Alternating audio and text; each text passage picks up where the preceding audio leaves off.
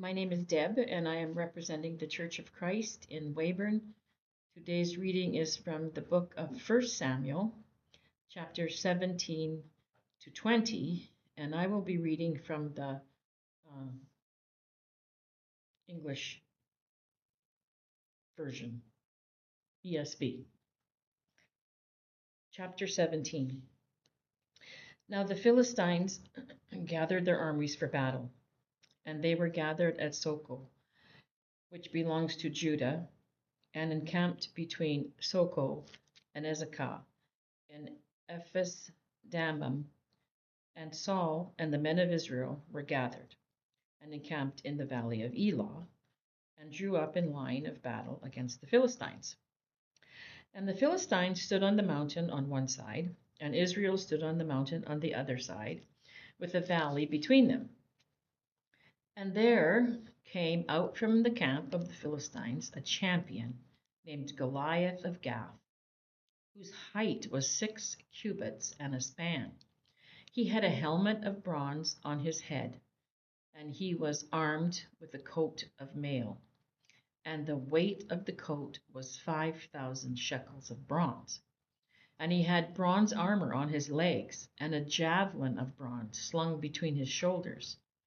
The shaft of his spear was like a weaver's beam, and his spear's head weighed 600 shekels of iron, and his shield bearer went before him. He stood and shouted to the ranks of Israel, "Why have you come out to draw up for the battle? Am I not a Philistine, and are you not servants of Saul? Choose a man for yourselves, and let him come to me. If he is able to fight with me and kill me, then we will be your servants. But if I prevail against him and kill him, then you shall be our servants and serve us." And the Philistine said, "I defy the ranks of Israel this day. Give me a man that we may fight together." When Saul and all Israel heard these words of the Philistine, they were dismayed and greatly afraid. Now David was the son of an Ephrathite of Bethlehem in Judea named Jesse, who had 8 sons. And in the days of Saul, the man was already old and advanced in years. The 3 oldest sons of Jesse had followed Saul to the battle, and the names of his 3 sons who went to the battle were Eliab, the firstborn, and next to him Abinadab, and the third Shammah. David was the youngest. The 3 eldest followed Saul, but David went back and forth from Saul to feed his father's sheep at Bethlehem. For 40 days the Philistine came forward and took his stand morning and evening. And Jesse said to David his son, "Take for your fathers an ephah of this parched grain and these 10 loaves, and carry them quickly to the camp to your brothers. Also take these 10 cheeses to the commander of their 1,000. See if your brothers are well, and bring some token for them." Now Saul and they and all the men of Israel were in the valley of Elah, fighting with the Philistines. And David rose early in the morning and left the sheep with the keeper, and took the provisions and went, as Jesse had commanded him. And he came to the encampment as the host was going out to the battle line, shouting the war cry. And Israel and the Philistines drew up for battle, army against army, and David left the things in charge of the keeper of the baggage, and ran to the ranks and went and greeted his brothers. As he talked with them, behold, the champion, the Philistine of Gath, Goliath by name, came up out of the ranks of the Philistines and spoke the same words as before, and David heard him. All the men of Israel, when they saw the man, fled from him and were much afraid. And the men of Israel said, "Have you seen this man who has come up? Surely he has come up to defy Israel. And the king will enrich the man who kills him with great riches, and will give him his daughter, and make his father's house free in Israel." And David said to the men who stood by him, "What shall be done for the man who kills this Philistine and takes away the reproach from Israel? For who is this uncircumcised Philistine, that he should defy the armies of the living God? And the people answered him in the same way, so shall it be done to the man who kills him. Now Eliab, his eldest brother, heard when he spoke to the men. And Eliab's anger was kindled against David, and he said, why have you come down? And with whom have you left those sheep in the wilderness? And now your presumption of the evil in your heart, for you have come down to see the battle. And David said, what have I done now? Was it not but a word? And he turned away from him toward another, and spoke in the same way. And the people answered him again as before. When the words that David spoke were heard, they repeated them before Saul, and he sent for him. And David said to Saul, let no man's heart fail because of him. Your servant will go and fight with the Philistine. And Saul said to David, you are not able to go against this Philistine to fight with him, for you are but a youth, and he has been a man of war from his youth. But David said to Saul, your servant used to keep sheep for his father. And when there came a lion or a bear and took a lamb from the flock, I went after him and struck him and delivered it out of his mouth. And if he rose against me, I caught him by his beard and struck him and killed him. Your servant has struck down both lions and bears, and this uncircumcised Philistine shall be like one of them, for he has defied the armies of the living God. And David said, the Lord who delivered me from the paw of the lion and from the paw of the bear will deliver me from the hand of this Philistine. And Saul said to David, go, and the Lord be with you. Then Saul clothed David with his armor. He put a helmet of bronze on his head and clothed him with a coat of mail. And David strapped his sword over his armor, and he tried in vain to go, for he had not tested them. Then David said to Saul, I cannot go with these, for I have not tested them. So David put them off. Then he took his staff in his hand and chose 5 smooth stones from the brook and put them in his shepherd's pouch. His sling was in his hand, and he approached the Philistine. And the Philistine moved forward and came near to David with his shield bearer in front of him. And when the Philistine looked and saw David, he disdained him, for he was but a youth, ruddy and handsome in appearance. And the Philistine said to David, am I a dog that you come to me with sticks? And the Philistine cursed David by his gods. The Philistine said to David, come to me, and I will give your flesh to the birds of the air and to the beasts of the field. Then David said to the Philistine, you come to me with a sword and with a spear and with a javelin, but I come to you in the name of the Lord of hosts, the God of the armies of Israel, whom you have defied.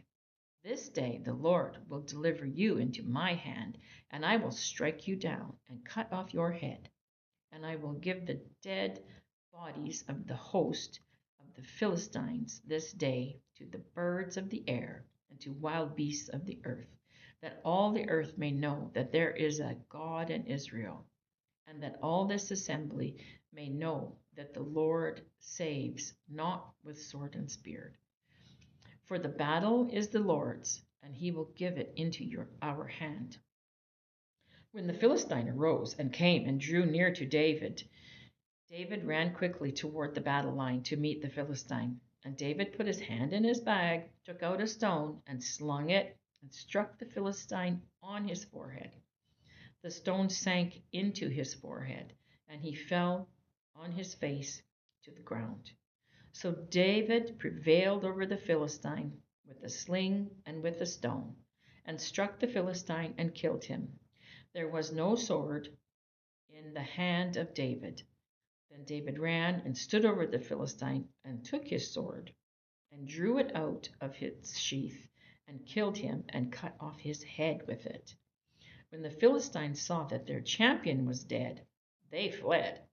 And the men of Israel and Judah rose with a shout and pursued the Philistines as far as Gath and the gates of Ekron, so that the wounded Philistines fell on the way from Shaaraim as far as Gath and Ekron. And the people of Israel came back from chasing the Philistines, and they plundered their camp. And David took the head of the Philistine and brought it to Jerusalem, but he put his armor in his tent. As soon as Saul saw David go out against the Philistine, he said to Abner, the commander of the army, "Abner, whose son is this youth?" And Abner said, "As your soul lives, O king, I do not know." And the king said, "Inquire whose son the boy is." And as soon as David returned from striking down the Philistine, Abner took him and brought him before Saul with the head of the Philistine in his hand.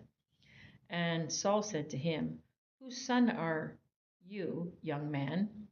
And David answered, "I am the son of your servant Jesse the Bethlehemite."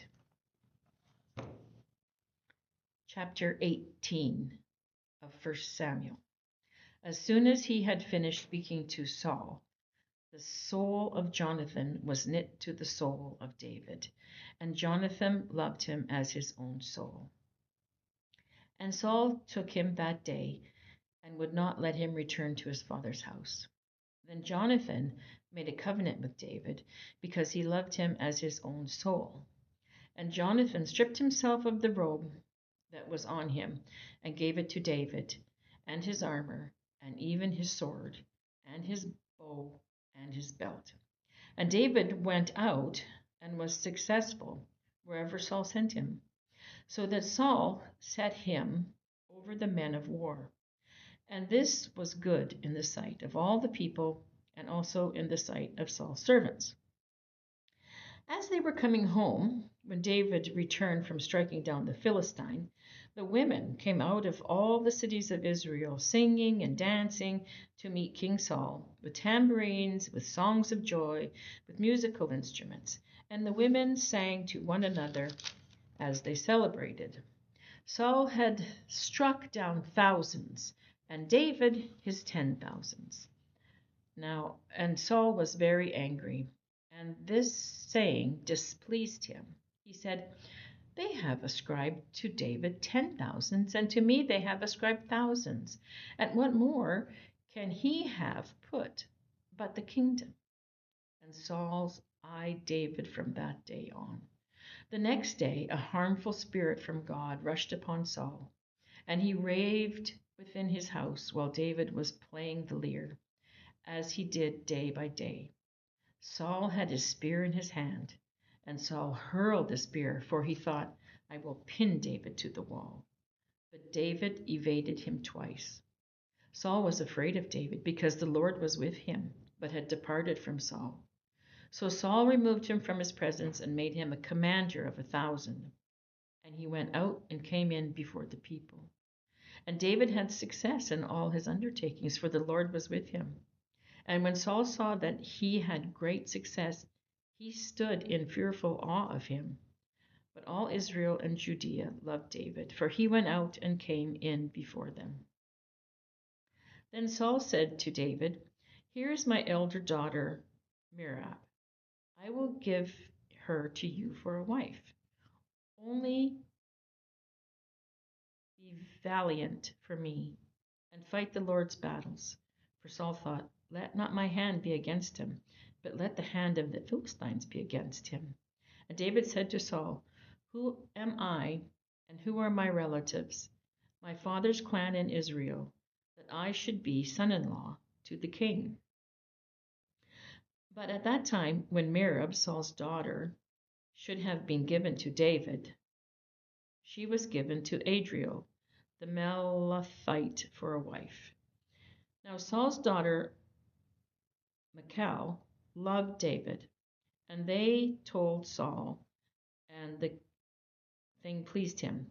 Saul thought, "Let me give her to him, that she may be a snare for him, and that the hand of the Philistines may be against him." Therefore Saul said to David a second time, "You shall now be my son-in-law." And Saul commanded his servants, "Speak to David in private and say, 'Behold, the king has delight in you, and all his servants love you. Now, then, become the king's son-in-law.'" And Saul's servants spoke those words in the ears of David. And David said, "Does it seem to you a little thing to become the king's son-in-law? since I am a poor man and have no reputation?" And the servants of Saul told him, "Thus and so did David speak." Then Saul said, "Thus shall you say to David, the king desires no bride price, except 100 foreskins of the Philistines, that he may be avenged of the king's enemies." Now Saul thought to make David fall by the hand of the Philistines. And when his servants told David these words, it pleased David well to be the king's son-in-law. Before the time had expired, David arose and went, along with his men, and killed 200 of the Philistines. And David brought their foreskins, which were given in full number to the king, that he might become the king's son-in-law. And Saul gave him his daughter Michal for a wife. But when Saul saw and knew that the Lord was with David, and that Michal, Saul's daughter, loved him, Saul was even more afraid of David. So Saul was David's enemy continually. Then the commanders of the Philistines came out to battle, and as often as they came out, David had more success than all of the servants of Saul, so that his name was highly esteemed. Chapter 19. And Saul spoke to Jonathan his son and to all his servants that they should kill David. But Jonathan, Saul's son, delighted much in David. And Jonathan told David, "Saul, my father, seeks to kill you. Therefore be on your guard in the morning. Stay in a secret place and hide yourself, and I will go out and stand beside my father in the field where you are, and I will speak to my father about you. And if I learn anything, I will tell you."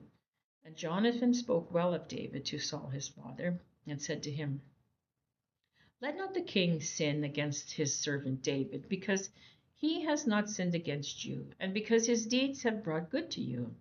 For he took his life in his hand, and he struck down the Philistine, and the Lord worked a great salvation for all Israel.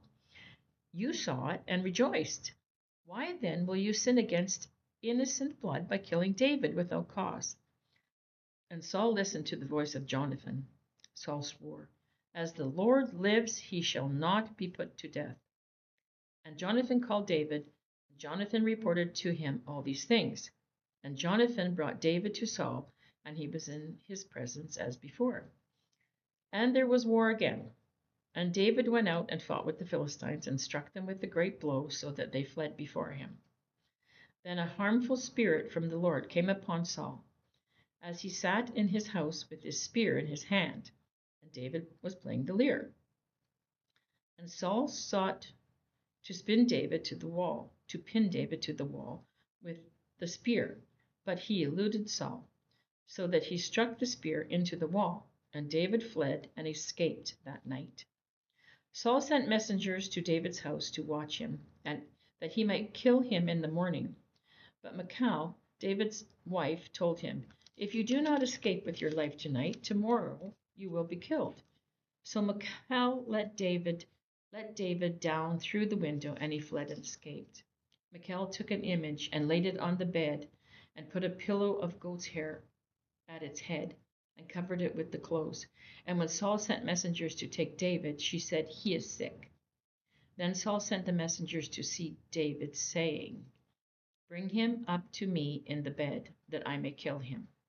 And when the messengers came in, behold, the image was in the bed, with the pillow of goat's hair at its head. Saul said to Michal, "Why have you deceived me thus, and let my enemy go, so that he has escaped?" And Michal answered Saul, "He said to me, 'Let me go. Why should I kill you?'" Now David fled and escaped, and he came to Samuel at Ramah, and told him all that Saul had done to him. And he and Samuel went and lived at Naioth. And it was told Saul, "Behold, David is at Naioth in Ramah." Then Saul sent messengers to take David. And when they saw the company of the prophets prophesying, and Samuel standing as head over them, the Spirit of God came upon the messengers of Saul, and they also prophesied. When it was told Saul, he sent other messengers, and they also prophesied. And Saul sent messengers again the third time, and they also prophesied. Then he himself went to Ramah and came to the great well that is in Secu. And he asked, Where are Samuel and David? And one said, Behold, are at Naioth in Ramah. And they went there to Naioth in Ramah, and the Spirit of God came upon him also. And he went, and as he went, he prophesied until he came to Naioth in Ramah. And he too stripped off his clothes, and he too prophesied before Samuel, and lay naked all that day and all that night. Thus it is said, Is Saul also among the prophets? Chapter 20. When David fled from Naioth in Ramah, and came and said before Jonathan, What have I done? What is my guilt? And what is my sin before your father, that he seeks my life? And he said to him, Far from it, you shall not die. Behold, my father does nothing either great or small without disclosing it to me. And why should my father hide this from me? It is not so. But David vowed again, saying, Your father knows well that I have found favor in your eyes, and he thinks, Do not let Jonathan know this, lest he be grieved. But truly, as the Lord lives, and as your soul lives, there is but a step between me and death. Then Jonathan said to David, Whatever you say, I will do for you. David said to Jonathan, Behold, tomorrow is the new moon, and I should not fail to sit at table with the king. But let me go, that I may hide myself in the field till the third day at evening. If your father misses me at all, then say, David earnestly asked leave of me to run to Bethlehem, his city, for there is a yearly sacrifice there for his clan. If he says, Good, it will be well with your servant. But if he is angry, then know that harm is determined by him. Therefore, deal kindly with your servant, for you have brought your servant into a covenant of the Lord with you. But if there is guilt in me, kill me yourself, for why should you bring me to your father? And Jonathan said, Far be it from you. If I knew that it was determined by my father that harm should come to you, would I not tell you? Then David said to Jonathan, You will tell me if your father answers you roughly. And Jonathan said to David, Come, let us go out into the field. So they both went out into the field. And Jonathan said to David, The Lord, the God of Israel, be witness. When I have sounded out my father about this time tomorrow, or the third day, behold, if he is well disposed toward David, shall I not send and disclose it to you?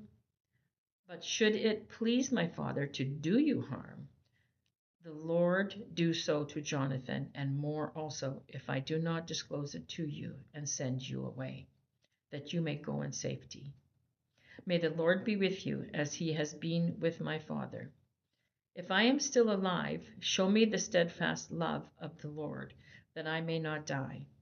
And do not cut off your steadfast love from my house forever.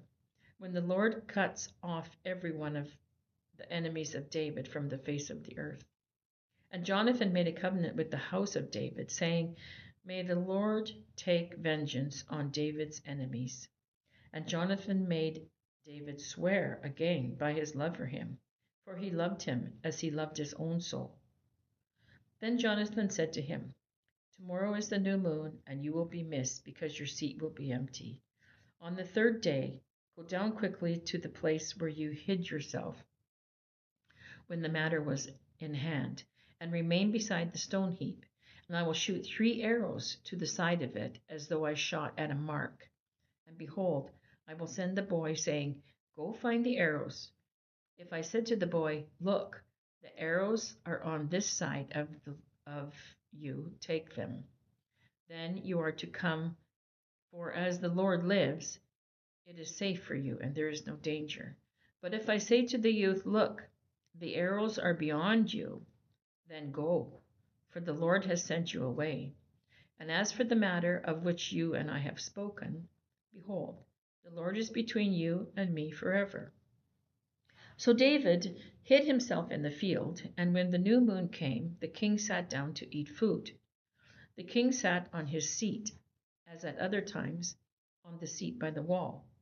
Jonathan sat opposite, and Abner sat by Saul's side, but David's place was empty. Yet Saul did not say anything that day, for he thought, something has happened to him. He is not clean. Surely he is not clean. But on the second day, the day after the new moon, David's place was empty. And Saul said to Jonathan, his son, "Why has not the son of Jesse come to the meal, either yesterday or today?" Jonathan answered Saul, "David earnestly asked leave of me to go to Bethlehem. He said, 'Let me go, for our clan holds a sacrifice in the city, and my brother has commanded me to be there. So now, if I have found favor in your eyes, let me get away and see my brothers.' For this reason he has not come to the king's table."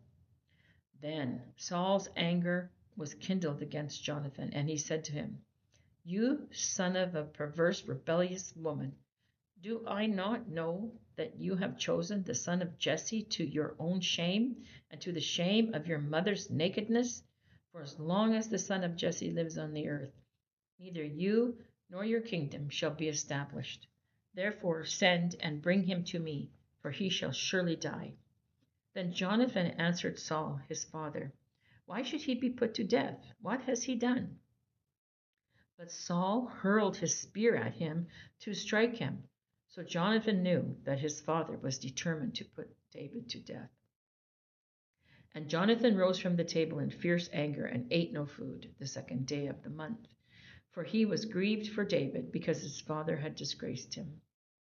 In the morning Jonathan went out into the field to the appointment with David, and with him a little boy. And he said to his boy, "Run and find the arrows that I shoot." As the boy ran, he shot an arrow beyond him. And when the boy came to the place of the arrow that Jonathan had shot, Jonathan called after the boy and said, "Is not the arrow beyond you?" And Jonathan called after the boy, "Hurry, be quick, do not stay." So Jonathan's boy gathered up the arrows and came to his master. But the boy knew nothing. Only Jonathan and David knew the matter. And Jonathan gave his weapons to his boy and said to him, "Go and carry them to the city." And as soon as the boy had gone, David rose from behind the stone heap and fell on his face to the ground and bowed 3 times. And they kissed one another and wept with one another, David weeping the most. Then Jonathan said to David, "Go in peace, because we have sworn both of us in the name of the Lord, saying, 'The Lord shall be between me and you, and between my offspring and your offspring forever.'" And he rose and departed, and Jonathan went into the city. The word of the Lord.